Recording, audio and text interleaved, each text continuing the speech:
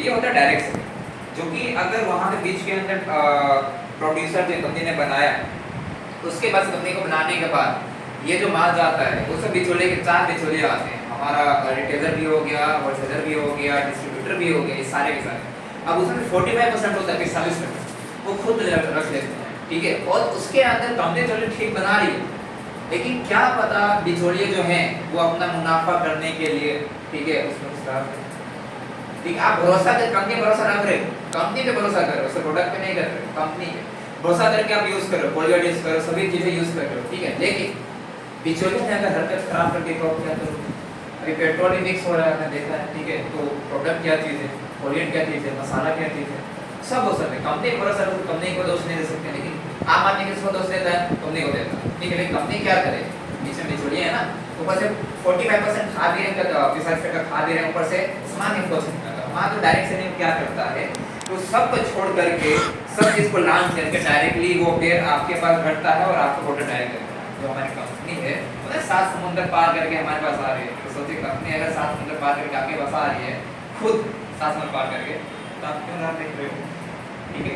Okay, सो ये company हम क्या थे, कंपनी से डायरेक्ट सेल को, डायरेक्ट सेल से क्या डायरेक्ट आपको मिल सके, जो आप यूज कर रहे हो कस्टमर को दे, इससे जो 40% है 45% है वो आपको मिल जाता है। और इसमें गारंटी भी मिलता है कि आपको जो सामान मिलेगा वो क्या मिलेगा, सूट मिलेगा, ठीक है। अब जो इंसान इस तरह बेचता है, एक डायरेक्ट सेलर है, वो इन चीजों के बेसिस पर बेनिफिट्स कमा सकता है। जैसे कि आप डायरेक्ट सेलिंग कर रहे हो तो कैसे कमा सकते हैं इसके अंदर? पहला, कस्टमर को प्रोडक्ट्स बेचना, ठीक है, अपनी खुद की पर्सनल बिजनेस एक्टिविटी, अपनी टीम, अपने ग्रुप की सेल्स। आप डायरेक्ट सेलिंग के अंदर चाहे कोई भी कंपनी हो यहाँ पे, ठीक है, डायरेक्ट सेलिंग के अंदर इन 5 चीज़ों से पैसे कमा सकते हैं। पहला कि कस्टमर को प्रोडक्ट बेचना, कि कोई भी कस्टमर है, ठीक है, उसको प्रोडक्ट बेचिए, ठीक है। दूसरा, अपनी खुद की पर्सनल बिजनेस एक्टिविटी करिए, खुद से बनाइए, खुद से करिए, खुद से बेचिए, खुद ही करिए। तीसरा, अपने टीम, अपने ग्रुप की सेल्स पे डिपेंड करिए, ठीक है, मेरे को ग्रुप का बनाना है, सेल्स का बनाना है, ठीक है। इसलिए हम बोलते हैं कि ये लोगों का बिजनेस, ये प्रोडक्ट का भी बिजनेस है, लोगों का बिजनेस है, ठीक है। जितना आप नहीं काम कर सकते उतना आप लोगों से करवा सकते, ठीक है।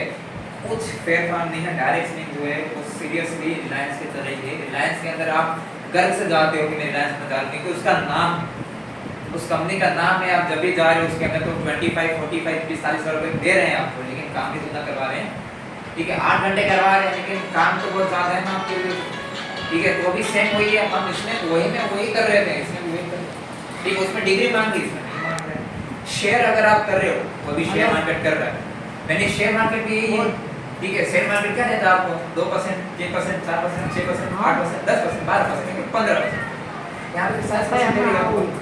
शेयर मार्केट में जितना पैसा लगाओगे उतना इनकम मिलेगा, इसमें भी सेम ही, जितना पैसा लगाओगे उतना इनकम। ये कोई बोलते हैं ना कि जादू नहीं है कि आपने छड़ी घुमाया और आपकी इनकम आई, सेम ही। लेकिन बस ये है, ठीक है, कि हम इसको अच्छे समझ नहीं पाते, ठीक है, और हमको फोर्सफुली कराया जाता है। पर ये शेयर मार्केट ऐसा है कि आप दूसरों को देख करके क्या करते हो, उसका इन्वेस्ट करते हो, ठीक है, लेकिन वो भी समझ में नहीं आता। सब कुछ एक ही बराबर है, शेयर मार्केट में डायरेक्ट सेलिंग, ठीक है। दूसरा, प्लान में सेट किए गए सर्टेन टारगेट्स तक पहुंचना, कि अगर आप इतना टारगेट करोगे तो आप यहाँ पे पहुंचोगे, इतना टारगेट करोगे तो इतना इनकम आएगा, इतना टारगेट करोगे तो आपकी स्किल ड्रीम मिलेगी, ठीक है। ओके, और दूसरा, एक क्वालिफाइंग रैंक तक पहुंचना, कि आप एक क्वालिफाइंग, अगर जो भी एसपी आप बनाते हो तो आप एक क्वालिफाइंग रैंक तक पहुंच पाओगे, ठीक है। मेनली ये कर लेना, ठीक है। चलिए हमारे प्रोडक्ट रेंज पे क्या क्या प्रोडक्ट है हमारे पास, पूरा देखेंगे यहाँ, ठीक है। अब एडब्ल्यूपीएल अपने प्रोडक्ट्स की कैटेगरी में बेचती है, जैसे कि वेलनेस हो गया, हर्बल हो गया, पर्सनल केयर हो गया, हेयर केयर हो गया, ओरल केयर हो गया, होम केयर हो गया, फूड सप्लीमेंट्स हो गए, एग्रीकल्चर हो गया, कॉस्मेटिक हो गया, फ्रेगनेंस हो गया, बेबी केयर हो गया और वेटरनरी। तो ये जो कैटेगरीज हैं ये